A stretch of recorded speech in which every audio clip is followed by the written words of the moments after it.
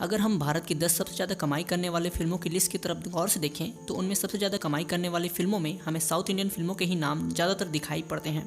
जिनमें इन तीनों फिल्मों को गौर करें तो 2015, 2017 और 2022 में आई इन फिल्मों में आपको एक खास सिमिलरिटी नजर आएगी।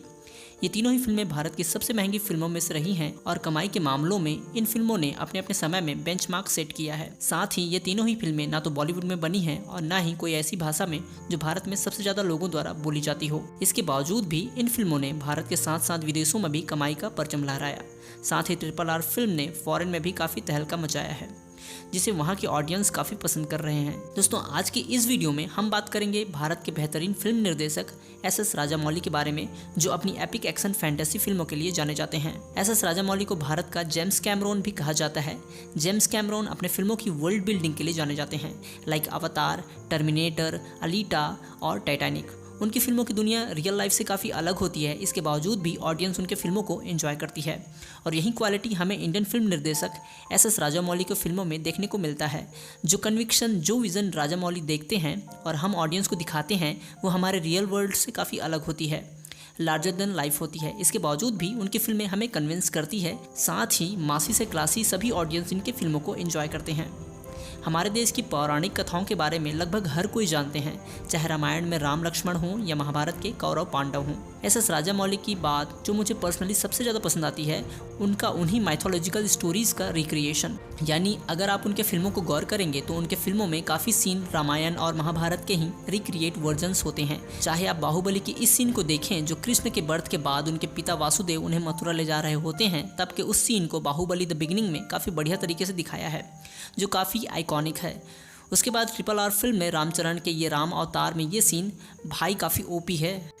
जिसके बाद हनुमान और राम के इस सीन का रेफरेंस, यहाँ तक आपको उनके विजुअल स्टाइल को भी गौर करेंगे तो पता चलता है कि फिल्म बनाने से पहले राजामौली उनके होमवर्क पर काफ़ी ध्यान देते हैं, क्योंकि किसी भी काम को करने से पहले का जो प्लानिंग होता है तभी एक बेटर रिजल्ट मिल पाता है।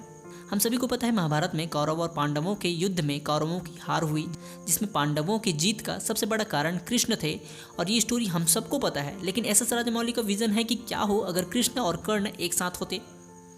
SS राजामौली की फिल्मों की स्टोरी और कैरेक्टर लार्जर देन लाइफ होती है, इसके बावजूद भी लोगों को कन्विंस करती है। अब फिल्म के इस सीन को देखो और उसी एक्टर के इस क्लिप को देखो, दोनों ही सेम एक्शन है और वही एक्टर भी है, पर दोनों ही सीन में कन्विक्शन और विजन का फर्क है। यानी फिल्म को अच्छा या बुरा एक डायरेक्टर का विजन ही बनाता है। बहुत सारे एक्शंस आपको फिल्म में देखने को मिलेंगे जो नॉर्मली तो कॉमेडी सीन हो सकते हैं। जैसे आप एक फिल्म के इस सीन को देखिए, वहीं आप राजामौली सर के डायरेक्शन में बनी इस सीन को देखिए, बोथ सीन्स आर सिमिलर, लेकिन आपको ये वाली सीन काफ़ी हल्की और बेकार लगती है, जबकि वहीं दूसरा सीन काफ़ी इम्पैक्टेबल और पावरफुल लगती है। SS राजामौली का पूरा नाम कोदुरी श्री शैला श्री राजामौली, जिनका जन्म 10 अक्टूबर 1973 में एक तेलुगु फैमिली में कर्नाटक राज्य के रायचूर जिले में मानवी के अमरेश्वर शिविर में हुआ था। उनके पिता SV विजयेंद्र प्रसाद और माता राजानंदनी हैं, जो कि दोनों ही शिव के भक्त हैं और इसी वजह से उनका नामकरण कुछ ऐसा हुआ। SS राजामौली की एक बहन है। राजामौली का परिवार आंध्र प्रदेश के कोवूर जिले में रहते थे। उनकी मां आंध्र के वाइजैक से ताल्लुक़ रखती हैं और प्रोबेबली राजामौली का जीवन यहाँ पर भी बीता है। उनका जीवन एक संयुक्त परिवार में बीता, जहाँ उनके पिताजी और उनके 5 भाइयों का परिवार एक साथ रहते थे।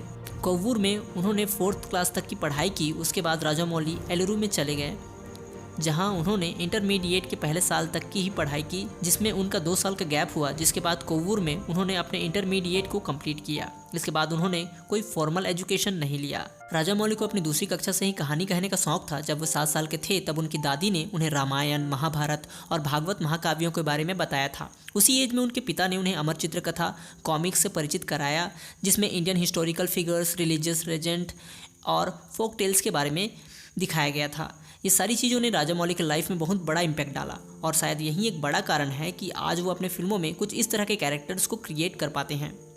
SS राजामौली के डायरेक्शन में अब तक केवल 12 फिल्में ही बनी हैं। इन फिल्मों ने उन्हें पैन इंडिया लेवल पे फेमस किया है। और बड़ी बात यह है कि SS राजामौली अपनी फिल्मों में खुद के विजन को दिखाते हैं। फिल्म का स्टोरी बोर्ड भी राजामौली खुद ही तैयार करते हैं। राजामौली के पिता बताते हैं कि राजामौली को बहुत समय तक किसी भी चीज़ में इंटरेस्ट नहीं था। उन्हें लाइफ में किस दिशा में काम करना था ये भी उन्हें पता नहीं था, पर आज पूरा देश इस बात को जान रहा है कि he is the best in his own style of film making. SS Rajamouli की सबसे अच्छी और इंस्पायरिंग बात मुझे लगती है कि Rajamouli sir is so popular in India और और उनका नाम आज वर्ल्ड सिनेमा तक फेमस हो रहा है। लेकिन इसके बावजूद भी he is personality so humble, जो ज़्यादातर आपको दूसरों में ये चीज़ देखने को नहीं मिलेगी। इवन तो आप गौर करेंगे कि हर पिछली फिल्म से अगली फिल्म को राजामौली बेटर बनाने की कोशिश करते हैं। और अगर आप क्रिएटिव फील्ड में ऑलरेडी काम करते हैं तो आप एक बड़ी चीज़ इनसे सीख सकते हैं कि राजामौली सर किसी प्रोजेक्ट को फोकस करते हैं तब उनके ख़त्म होने तक दूसरा काम नहीं करते। भले उनके मन में बहुत सारे स्टोरीज चल रहे होते हैं पर वो उस पर ज़्यादा ध्यान देते हैं जो उन्हें सबसे अच्छा लगता है।